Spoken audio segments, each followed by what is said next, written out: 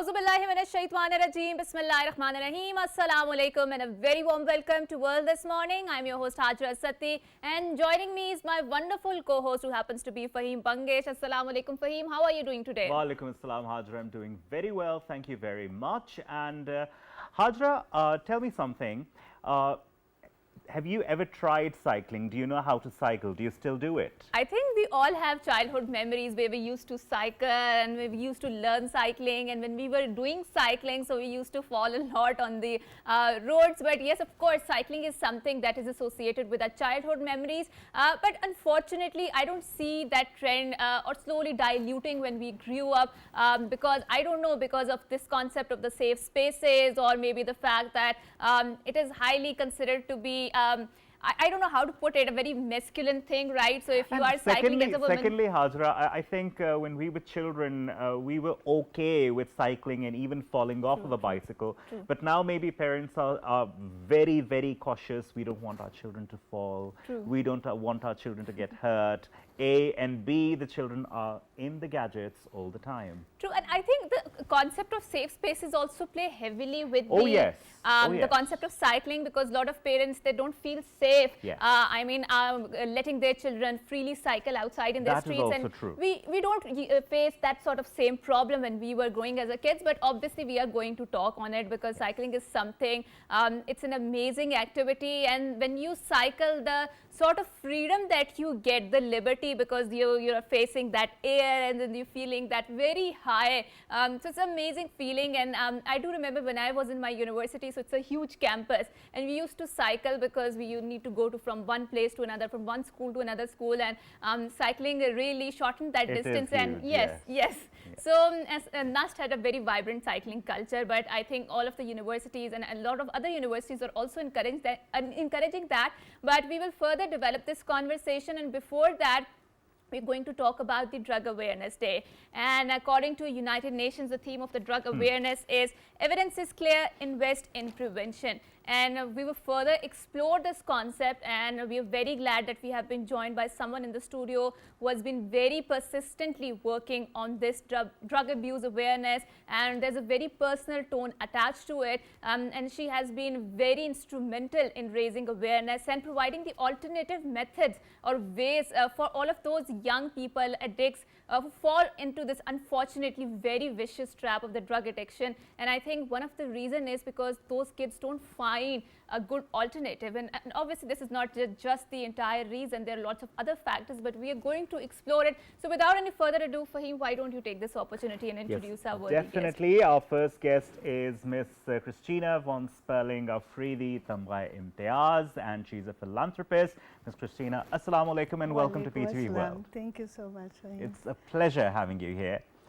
And with Ms. Christina, we have Mr. Haroon General. He's a cyclist enthusiast. Haroon Saab, assalamu alaikum and welcome to PTV World. Wa alaikum assalam, thank you. And I think a lot of people don't know it, but Haroon Saab is a sports enthusiast, and it's something very genetic because his forefathers were also invested in the cricket, right, Haroon Saab? So thank you so much for coming to our show, and thank you so much for promoting cycling in our city, Islamabad. And Islamabad has a beautiful landscape, and I think it's the perfect landscape where we can cycle a lot. But Miss Christina, now let's start with you, right? We observe this World Drug Awareness Day every year. So this year, what sort of conversations do you feel we need to have? Do you think that there's enough awareness out there, and this awareness, has it able to curb this menace of drugs? No, that is, well, this year, the Drug World Day in illicit trafficking, that's the official name of the day, always on the 26th of June. Happened, and the theme of the United Nations Drugs and Crimes this year, it's a very relevant, which is the evidence is clear, invest in prevention. And prevention is that what we do. Awareness is education, so it's a continuous process. We work in the education institutions and elsewhere as well. We do teachers training and all related to drug prevention. If we talk about the population that we have in Pakistan right now, we have 154 million below age of 30. And this contingent, it's enormous contingent, it's nowhere, I mean, engaged properly. So they are all below age of 30. They are all in a vulnerable age regarding to drug abuse. True. What we work with, talk about our pillars, KKWF pillars, primarily is drug awareness. Right. And then we have environment with sports, which is very important for us, arts and culture and civic sense. Okay. So through this, we hope that the kids, the children, they will be engaged in a healthy process. So sports this year is very important. That this year we are collaborating to commemorate this important date with Harun, that we had done 10 years ago, the first event of sports, a race in Pakistan sports board. And it was very interesting. And now after 10 years, because this year we are commemorating 10 years of the death of my son as well. So we are meeting again for this Drug Awareness Day, which is very important to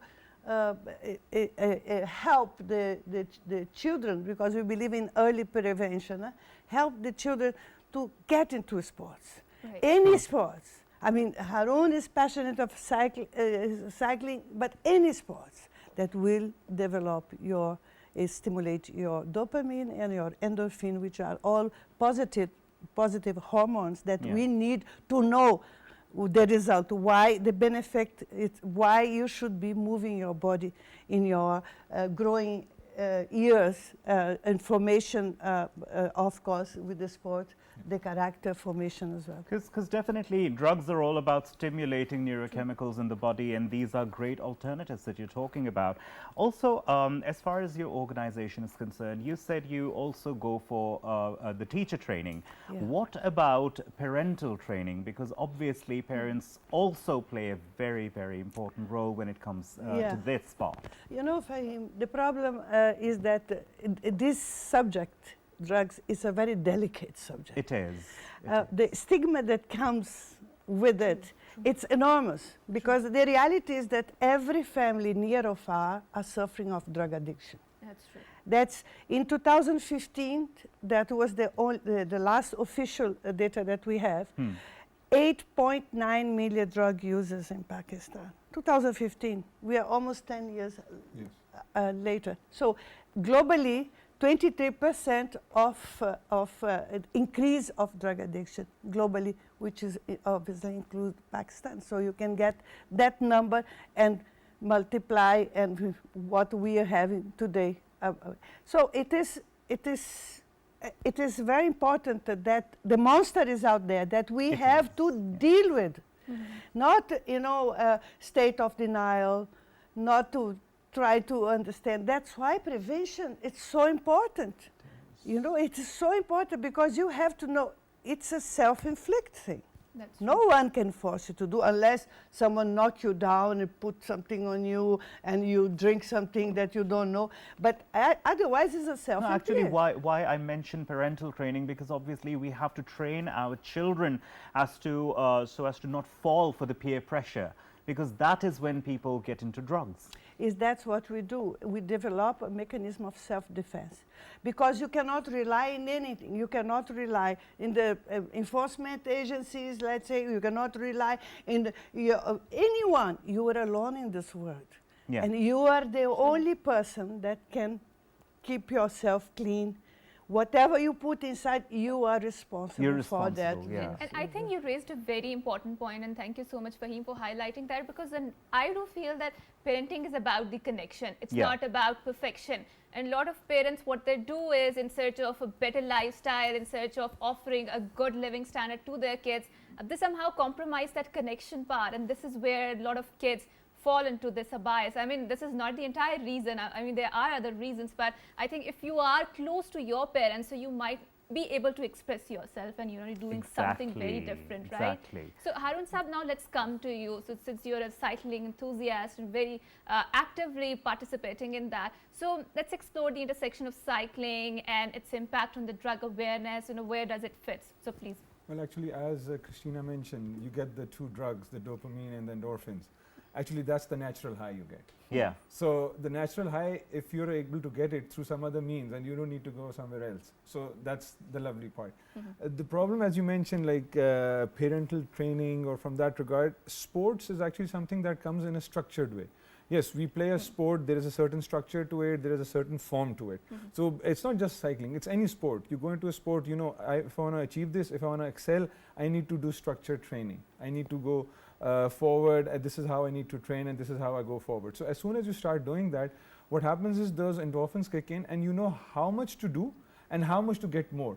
In a way, I would say we as a sportsman are all addicted, and that is to exercise. If we don't exercise, we feel a little itchy, we feel like, oh, something's missing. Something missing, and we like, oh, I need to go out. And as soon as you go out, may it be for a 5-10 minute thing, and suddenly you get that kick, the natural high, and you start feeling better. That's what the kids needs to do. When we were kids, we used to play all the sports, and it was not just cycling. Yes, I love cycling, and it's the main thing that I promote as well. But I also advise kids, go into the sport that you like. Don't go into a sport. One of my kids is into football, so I said, okay, fine, go football. The other one likes cycling. I said, okay, fine, you want to go for cycling. Now, these days he has some other sport, because as soon as you start going into different sports, you start getting that structure in. So once you get that structure in, that's where the discipline comes in. And as soon as the discipline comes in, that discipline actually keeps you away from a lot of things. I never, I say peer pressure, I got the peer pressure for smoking. I used to have friends who used to smoke a lot of things as well, not just the plain, but I never got into it because I knew that if I do it, I won't be able to perform and I won't be able to go forward, and I don't need that because it's going to bring my performance. Because you started off since the very beginning. Exactly. Yeah. I'll give you another example. One of my friends, I think he was 40 at that time, and he started cycling very late in his age. So again, he had not cycled or anything of that sort. So, and slowly and steadily his cigarette intake started to reduce, and now he doesn't smoke anymore. So again, it doesn't have to be that you start early. So the thing is, as soon as you get into sports, that need, because again, when you smoke or when you take tea as well, it's the nicotine that gives you that kick. Oh, Yes. Oh, yes. So if Tell you can, me about it. it's another form of an addiction. So you need to, pace yourself. Okay, if I can get it from here, why do I need to do? And again, you start feeling better. You start feeling strong. And again, our bodies are not designed to sit. Our bodies are designed, God has naturally made us to move To around. be mobile, yeah. That's Mobile. what I'm saying, the kick within. Exactly. You know, Yeah. I mean, God had made us so perfect that we can, ourselves can stimulate this positiveness that we have when utilizing your body in various Because ways. you're very right, because Allah subhanahu wa ta'ala also says in the Holy Quran that we have made a human in the best form possible, and it's something that's self-inflicted, as you very rightly mentioned. But Hajra, you raised a very lovely point at the beginning, that is the concept of safe spaces, right? These days, parents are quite reluctant, especially as far as younger children are concerned. I have a young son, he is about 8, and there is a certain reluctance when it comes to sending him out alone, on his own, on a bicycle, or to play some other sports, that, okay, maybe he'll fall for the peer pressure. Yeah, but That's where you Fahim, come in. Yeah, but you never send your kids alone anywhere. I mean, unless you were in a very, very safe also place. true. You don't, but obviously they have this cycling groups and different age. You can just put them together with supervision. If the father and mother is not there, Yeah. I mean, at least you have some sort of a association. Yeah. It's they have many groups, different groups. So therefore, that's very, very important. The parent work is very good. To keep them in the house because they are safe. They are not safe because everybody has a mobile. Yes, I was Yeah. about to And talk this about says social media addiction, I think. they are nowhere safe. They are in the house. Yes. When a mother says that, oh, my son doesn't like to go anywhere, mashallah, he's staying there just watching, in his computer. What is he watching in his computer? Do you know? There is no filter in that computer. yes. And the whole world is there. When you talk about deep web, have you heard about Yes. deep web? The dark I mean, web. Dark, yeah. the evil is all over. That's why you have to be educated, have the conscious that how you want to go with your life, because I believe that the era of innocence is gone.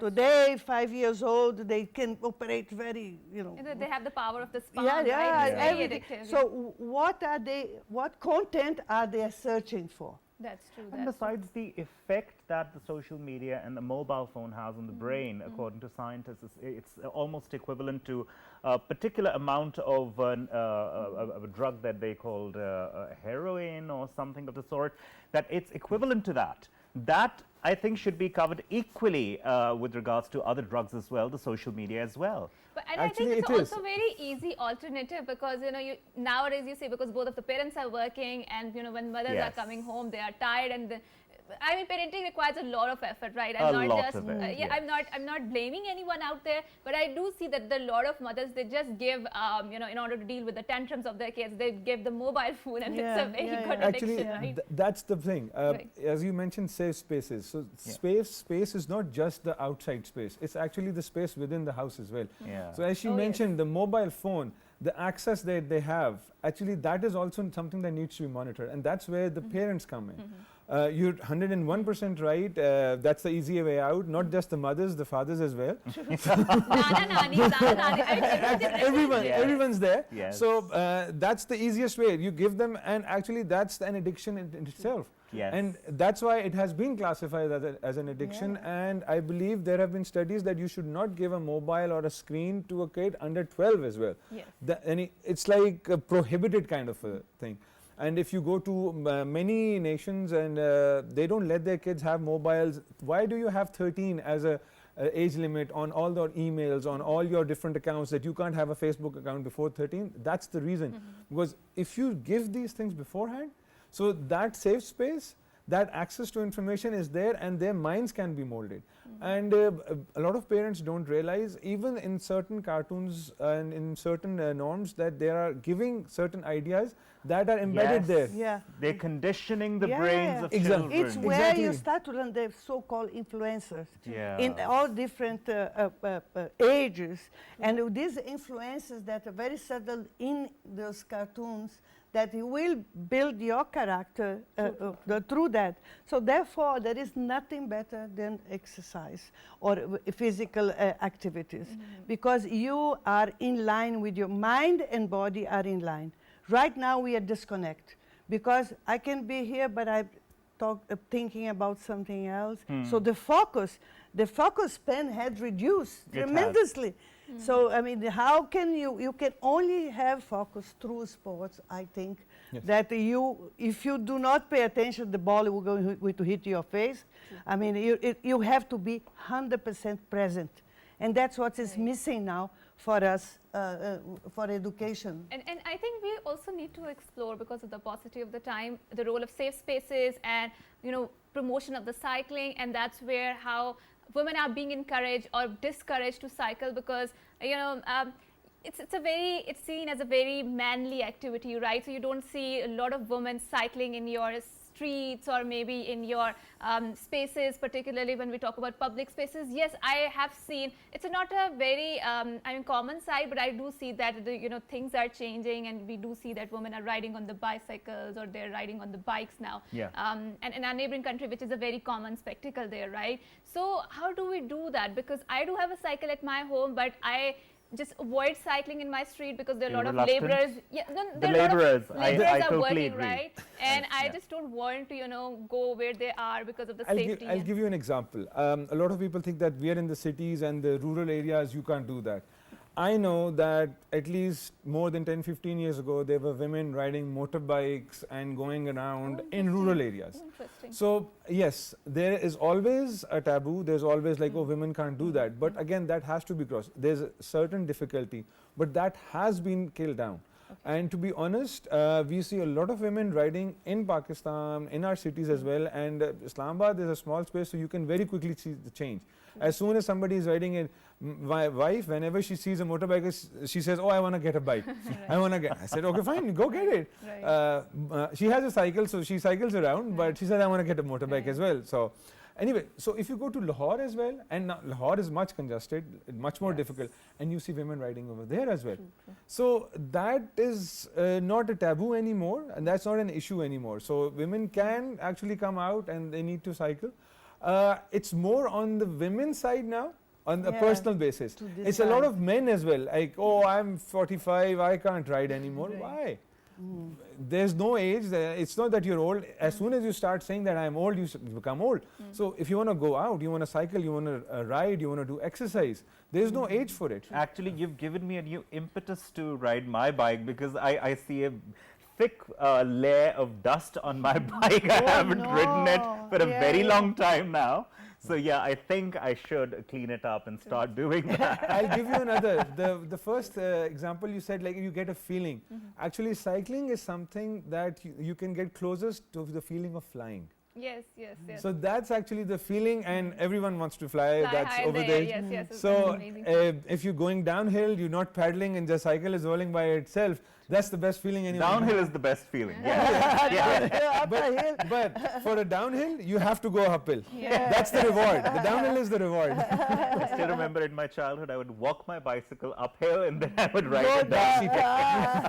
So, Miss Christina, now let's focus our conversation. And you know, drugs, taking drugs is nowadays considered something to be very trendy, very cool, very liberal, you know, and you are fitting into that trend. And if you're not doing it, and a lot of people, because when I was in the university, I would see that a lot of my friends had fallen into this abyss because of, you know, the peer pressure, because of appearing cool, right? So how do we break this mentality that no, it's very You harmful? see, the problem is that the entertainment industry had glamorized the intake of drugs.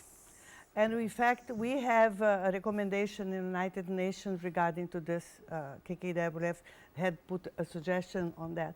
Because the same way that they have gone after the tobacco, they should go to drugs.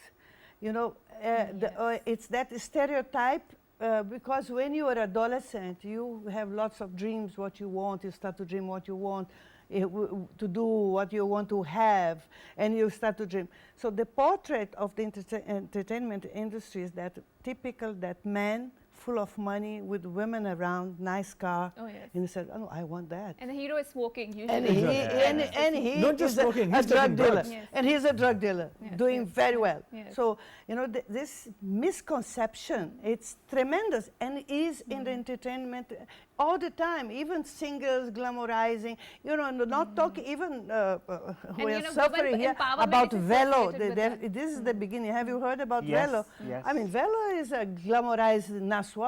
I mean, beautiful packing, and you know, then there is the music and behind the thing. I mean, this is with different strength. This is, I mean, I said, how stupid one can be to put that thing in your mouth.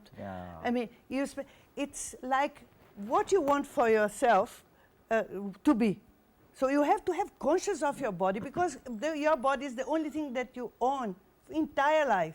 The way that you treat your body is you're going to live later on, you're going to get the results. So if you do not have a conscious that whatever you put in, because curiosity kills the cat, right? Yeah. So I said, oh, let me try this, let me try that, let me try that. That's why I emphasize in sports so much, because when you get into this, you stimulate different things inside you, and with the hormones, you know, getting to the person, you are not going to go there. Because you had tried yourself alone without that you are doing fine. Now, if you start to blame the world, because the thing, blame the world. I'm going to have drugs because my mother fought with me, my father slapped me, I'm going to have drugs. You blame the world. For your own thing, which is a self-inflict. You have the power to say, no, I don't want. Fine, in 10 years' time, you take your drug. In 10 years' time, let's see where we are.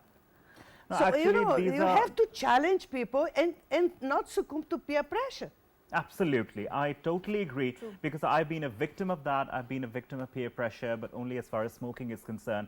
But I have quit it. Alhamdulillah, it's been 4 Alhamdulillah. years. Oh, wonderful. I'm out of Mashallah. it and I'm very, very happy. All hails and praises to my wife for Oh, that. very She helped good. me out a lot. Yeah. Because obviously you get a lot of And your house is not tantrums and- stinking anymore. Exactly, exactly, right? But And yes, Fahim is very sensitive to the smoke. Yeah. If he feels Now that I've we become all- very Yeah, but you Yeah. must, Yeah. yeah. but yeah, thank you so much, both of you, for coming here. you so much It's for- just a terrible fact that we have a lack of time, but we want to speak more and talk more about this. Right. But it's a brilliant conversation that we had today, something that's very close to my heart and something that's given me motivation. I don't know about Hajra. Alhamdulillah, it has been a very fruitful cross-pollination Yeah. of the ideas, and I think we will, for the days to come, we will continue talking on this topic because this Yes. is something that is afflicting our society. This is stalking and haunting our societies, and we're very glad that there are other alternatives to quit the smoking or to quit the drugs, because the high that you get from all of these drugs, as Harun Saab very rightly mentioned, you can get that from the sports. So it's an amazing opportunity to delve yourself into the sports, because when we were growing up, we were all into the sports, but nowadays, because of the social media and other, sort of Addictions. the environmental noises, we have Yeah. gone away from that, Can- right? So you want Can to we, add something? yes, I just sure. would like to Quickly. add that tomorrow we are commemorating the World Drug Day in the park, F-Line Park. F9 Park, Right, that gate that go to. F10 side gate, Bulan gate. So there's a walk and a ride, right. and Yeah. anyone can participate. So Yes. this is just to commemorate and bring people into sports and cycling. And Family, it's 5:30.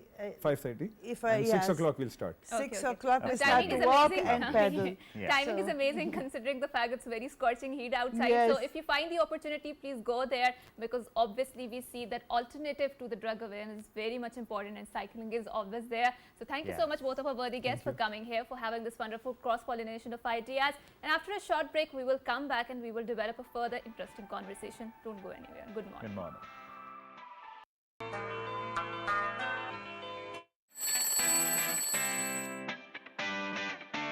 Well, this morning with Hajra Sati and myself, Fahim Bangish, we were having a lovely conversation before the break. And now we have a very interesting conversation in the second segment of the program that is about the unity of the Muslim Ummah. And for that, we have our worthy guest in the second segment, that is Mr. Imran Sindhu, who is a religious scholar. Imran Saab, Assalamu Alaikum and welcome to PTV World. Walaikum assalam wa rahmatullahi wa barakatuh. It's a pleasure having you, sir, in our show. Now, obviously, we know the situation of the Muslim Ummah today in this era is very, very dire. This is a situation where the Ummah has perhaps never been, or perhaps we stand at a very polarized part of the time, of the era that we're living in. And we do see a lot of divisions, we do see a lot of differences, we do see the Ummah not unifying at one central point like it should be, like it was meant to be, like it was said by Hazrat Muhammad sallallahu alaihi wasallam, that one part of the Ummah feels pain, the other part of the Ummah should feel pain as well. But we don't see that today, because we do see an individualistic sort of lives that we're living in this era. So what would you say about that? نحمده ونصلي ونسلم على رسوله الكريم بسم الله الرحمن الرحيم فأعوذ بالله من الشيطان الرجيم. Quran tells us وَاعْتَصِمُوا بِحَبْلِ اللَّهِ جَمِيعًا وَلَا تَفَرَّقُوا, that be hold firmly to the rope of Allah all together and do not be divided. So you could see there are different divisions that have gone into the ummah. We have been divided into sections of the society by way of sectarianism. We are divided into geographical boundaries, political boundaries, all kind of boundaries. I do not say that we shouldn't the boundaries, the factions should not be there. The factions, we should respect all the boundaries, geographical boundaries, um, all kind of difference of opinions. But we should also start to think about integrating ourselves, even if these boundaries exist in one form or the other. So, and Allah says in Quran that remember the flavor of Allah. You when you were enemies and He brought your hearts together. So we should bring our hearts together. Similarly, in another ayah of Quran, it says, the Quran says, "Innamal mu'minuna ikhwat, فأصلحوا بين أخويكم واتقوا الله لعلكم ترحمون." To have the mercy of Allah subhanahu wa ta'ala, all the blessings of Allah subhanahu wa ta'ala. Remember that believers are nobody but brothers. So brothers and sisters. So we are the ummah of one prophet. So we should try to converge ourselves back into the same example, where the muakhat happened when the Muhajirin came to Medina in the times of Prophet, and the Ansar Sahaba and Muhajirin Sahaba were put together as one family in Medina, and the process is known as mu'akhat. Prophet, they stayed in one house. Of course, we wouldn't be able to do it at this mega level at the moment, but I think we should start creating forums. We should start creating activities where people from all colors, all creeds, all nations should come together and work as one ummah on various national international issues. Do you think those forums will be successful, considering the fact that in 20th century or 19th century we do have the concept of nation states, right? And that nation state concept does not reconcile with the concept of ummah. So we see that there's a division of boundaries. So we are Pakistanis, we are Iraqis, we are Palestinians, we are from the Syria, from Saudi Arabia, and lots of other Muslim countries. So Muslim identity comes second, especially when we see the international dealings out there, right? So first, I would say the interest that we are safeguarding is of a national interest. It's not the ummatic interest that I would say. So how can those forums be successful? We do have forum, for example, we do have OIC, right? But we don't see a very proactive approach in that OIC forum. So how can those forums be successful when we are so divided in the nation state system? And this is how the modern international liberal order is working. It's creating a nation state which does not reconcile with the concept of ummah. So how do you take this? Yeah, definitely. This is a good question, Hajra. You always ask good questions. I think nation states existed from way behind. You remember Iraq was there, Sham was there in the era of Prophet. All these nation states or geographical boundaries were there. But even though they were there, the ummah was one. Like we used to appreciate or recognize the geographical boundaries. We used to have governance models, governors all around the nation states at that time even. But we were together in our ideology. We were together in our thick and thin. When droughts would come, people from various geographical nations would come to help the other area. When a war would come on one area, Ummah was just like one body. The other geographical states would come, governors would come and help the Khilafah. So I think even Shah Waliullah Rahmatullah alayh, one of our very renowned scholars amongst the Ummah, he says that the governing bodies are at four categories. The lowest category is a city, and then a province, and then a country, and then the international body. So we should get together in one. We should try to create a union, a federation, an international federation, where we can be united in a political sense as well. So while keeping the recognition of the nation states as well. Yeah, Imran Sahib, because the ideal sort of unity that we get to witness once a year is that in the pilgrimage that we just saw, even on television, as many of the visuals were seen. And that is the time when each and every Muslim, despite the differences in their ideologies, they would go beyond their means to help the next person, because they are at a time, at a place where everything counts. But this does not happen in the everyday life. We don't get to see that happening in everyday life, because obviously Hajj is something else, everyday life is something else. Why can't we incorporate that sort of unity, the Hajj unity, in our everyday lives? Hajj is a act of worship. It is a ritual. So thanks to Allah that the Muslim Ummah, they all call themselves Ahle Qibla. So that no doubt, there's one Qibla for all Muslims, and this gives a message to the Ummah, to everybody in the Ummah. Since you have one Qibla, and you agree upon all the five rituals, the ibadat maqsood bizzat, or the core of Islam is five pillars of Islam.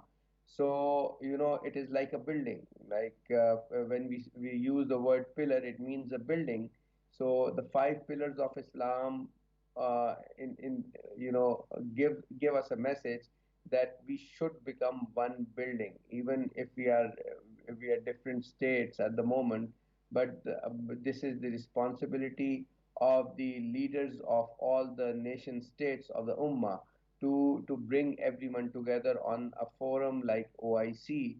OIC should work like one body, handling the international affairs of the Ummah. So we should try to empower all of the nation states together. Should go, hold sessions, bring everyone together at that in OIC. And I also believe that we should use this forum OIC to create one opinion on various international issues, and then go to the United Nations as one united with one united opinion, and move as one body around the world. So this is going to empower the Ummah. This is a very good parable that you have taken. The Hajj parable that you have taken. So thank you, Thank Imran you so Sahib. much. Thank you very much for giving us your time and your presence in our show, and blessing our show with your presence. Jazakallah. That was Imran Sindhu Sahib, religious scholar, telling us and commenting on the unity of the Muslim Ummah, definitely in a very lovely manner, like he always does. Well, viewers, we had a very productive discussion today. We got to learn a thing or two, and it was a discussion through which we built some motivation. We got to learn a few things. And on a personal note, I would advise all of you who are interested to read a book that's called Dopamine Nation, and that is about drug addiction. And I think you people would enjoy the book and would learn a thing or two regarding drugs. And this is something, a must for all the young people to read, so as to learn a thing or two as far as the addictions are concerned. We will get back to you, inshallah, with more programs. We will get back to you tomorrow. Stay tuned to PTV World. Enjoy your day, and Good a morning. very good morning. Good morning.